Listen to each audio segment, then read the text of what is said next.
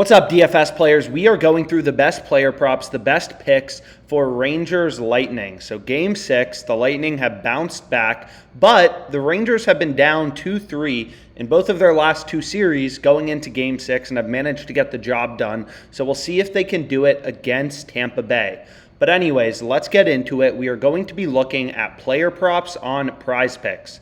So we've gone through kind of the math behind PrizePicks in tons of other videos, so I'll try not to dwell on PrizePicks strategy too much, but essentially for any two-pick entry, you're going to be getting plus 200 odds on PrizePicks. If we take Kucherov under 3.5 shots on goal and Fox under 2 shots on goal, 20 to win 60. 20 to win $40 a profit, plus your entry stake of $20 back. So it doesn't matter if we take the overs or the unders. It doesn't matter if we switch around our pick. It's always going to be 20 to win 60, right? And of course, this is completely different than the sportsbooks, right? Where, DraftKings is pricing Kucherov under 3.5 shots on goal at minus 165. So let's say we staked $500 on this. Our payout would be $803. 803 versus if we put $500 on the over, our payout would be $1,150, right? Sportsbooks vary your payout depending on if you select the over or the under for a player prop, whereas PrizePicks doesn't, right? They don't at all, which is pretty fascinating. So let's get into our picks. We're going to be using OddsJam to compare the lines on PrizePicks to those on the sportsbooks and try to find value. And there are some really good spots.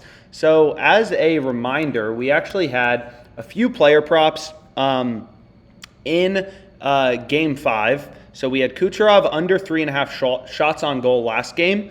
That hit. So we hit a couple with that. We also had Kucherov and Ian Anderson over in strikeouts. We lost. Where is this guy? So let's go back here. Let's look at the last one we lost. We lost Ross Colton over 1.5 shots on goal. He had one in the first period, couldn't get the job done on the next one. And then we had Stamkos under 3.5 shots on goal. He only had one. So let's get into it. Let's go through the best player props for today. So the first one, which is an absolute no-brainer on PrizePicks, is going to be Kucherov under 3.5 shots on goal. So you can see that the profit margin of this pick, if we just scroll in a bit right here, is going to be 2.05%. So we have a 2% profit margin on this pick. It's on the bottom row. So what you do on OddsJam is you just scroll along and you look for the player prop in bold, right? Nikita Kucherov under 3.5 shots on goal, and this is on PrizePicks. So this is the positive EV play you want to go with, right? For example, for this baseball play, you want to take Rich Hill under 2.5 earned runs, minus 140 on DraftKings, Pinnacle Sportsbook, the sharpest sportsbook out there. They're pricing this all the way down at minus 176. So this is the first pick we're going with. And if you go ahead and you actually just click into the odds, you can see right here, all the sports books are pricing this minus 146 to minus 173.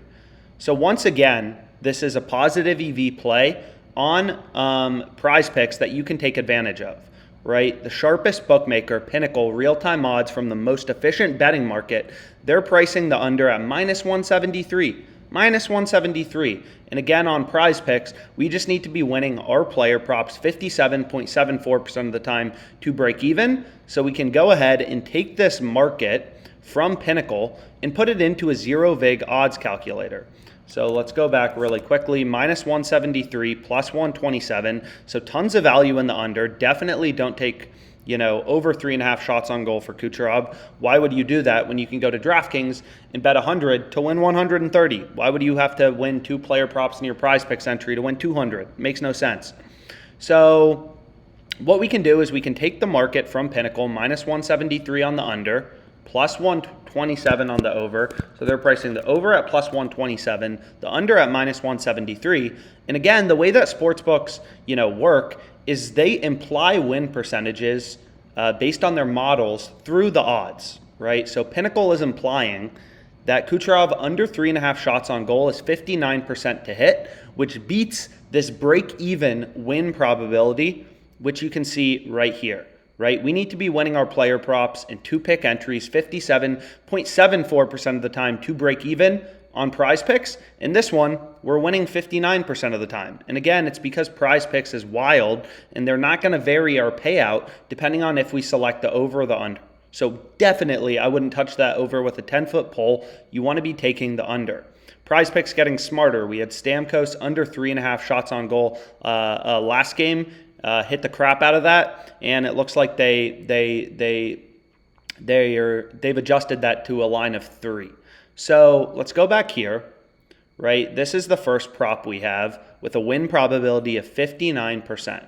So again, the way that a sportsbook works is they're looking at all the action in the market and dynamically moving their odds, right? Sportsbook odds change. So if Pinnacle takes a ton of action on Kucherov to score 3+ goals, then they may move this down to, plus 110, and they may move this down to minus 150. That's how sportsbooks work. They're just trying to make their spread and balance bets on both sides. And Pinnacle is the sharpest sportsbook, the most efficient, bookmaker. So they're the sharpest book in terms of pricing. Now, on the other hand, if a bunch of action starts coming in on Kucherov under 3.5 shots on goal, then, they may take this to minus 210 and this to plus 137. So we're using real-time live market data, which encompasses everything that the world knows, right? Everybody is betting on sports, and Pinnacle's the sharpest bookmaker. So you're using their market to see what the consensus fair win probability for a bet is. And we can see right here it's 59% according to Pinnacle. So this is the first play which is alerted to us from OddsJam. Again, 2.05% profit margin in this. Nikita Kucherov under 3.5 shots on goal. You just look for the pick and bold, and this is what you want to play, right? And you can sort OddsJam by date, by percent, whatever. You can filter out sports. You can do all sorts of things like that. I don't think that's particularly necessary to mention. So this UFC pick looks incredible as well. Pretty interesting. But anyways, let's get into our second pick. So our second pick is going to be on Palat, right? So this is a really, really good one. And the reason is it's not on the Positive EV page because Pinnacle doesn't even have a market on Palat over 2.5 shots on goal. And the reason is, let's go here very briefly, is all of the sports books have the line set at 1.5, right? So usually when you're going from, over 2.5 to over 3.5 or over 1.5 to over 2.5, there's a jump in the odds of like 100-ish cents, right? For Kucherov, you can see because FanDuel offers these alternate markets, so you can, go with Kucherov over 1.5, 2.5, or 3.5 shots on goal. You can see these are pretty big jumps, right? These are huge jumps in the odds. It's not like an NBA point total going between 208 and 209, right? A whole nother line, point in shots on goal is massive. So what we can see is the sports books are pricing Palat as a heavy favorite on the over 1.5 shots on goal, but he's a heavy underdog, on the under 2.5 shots on goal, right? FanDuel is giving you plus 150 on the over, which is why this pick shows up on the arbitrage page, right? The plus number is greater than the minus number on another sports book for equal and opposite outcomes. So if you could play just one player prop on PrizePicks, you could bet on both sides, on FanDuel and on PrizePicks, and make a risk-free profit, right? That is called arbitrage betting. But of course, we can't do that. Because PrizePicks, you need a minimum of 2 picks.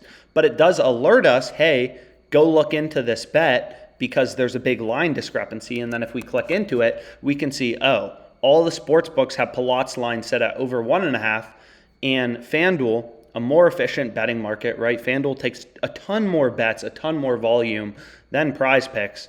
They're giving you plus 150 on the over 2.5. So being able to get the under at minus 137 is literally ridiculous. This should be like, minus 180 or something like that. So that's the second pick I have. So 2 unders. And then the final pick I have is going to be Chris Kreider under 2.5 shots on goal. It's slightly lower EV, but it's still good. So I'm going to go ahead and roll with it. So we're going to lock this in for 250. Boom. Going ahead, locking it in. 3 picks. Let me know if you like it. We're fading all the stars, essentially. And hopefully it's a big game. We did very well in the last game. except for this Ross Colton guy. And we have a ton of NBA, markets open right now. So hopefully we can continue to crush this. I need Clay to get some rebounds. I need Curry to get some turnovers. But overall, not looking terrible so far in terms of all the player props I have on PrizePicks. I mean, literally tons open. So thanks so much for your time. Hopefully you found this helpful, and let's make some frickin' money.